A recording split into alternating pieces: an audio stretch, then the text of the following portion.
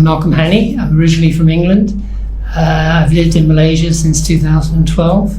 I was chairman of Bath North East Somerset NHS Primary Care Trust for some 12 years, and also director and chair of audit of the NHS Confederation in the UK.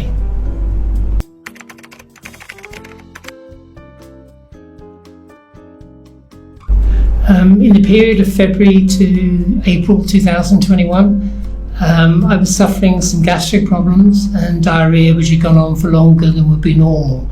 I therefore went to the local clinic.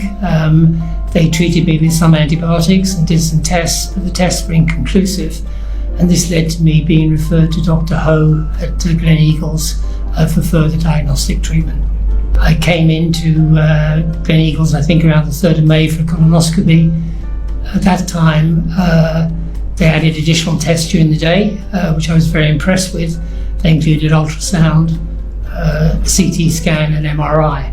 So by the end of the day, they were able to conclude that I did actually have a cancerous tumour and that it would need to be removed, but it was operable. The diagnosis is that I have a T4 colorectal cancer, and I've undergone two bouts of surgery, chemo and radiotherapy treatment. The initial operation I had was to install a stoma and a chemo port. That went fairly well. That was followed by radiotherapy sessions, some 25 sessions over a period of 5 to 6 weeks. Then followed by during that time also 10 weekly chemo sessions that also had additional chemo prescriptions during that period.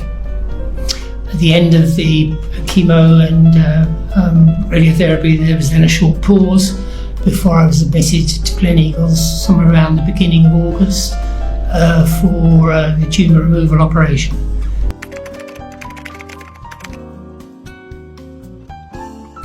Well, I've been very impressed with the quality of the care that I've received, the way in which team members work together, clinicians, nurses, and indeed the broader team.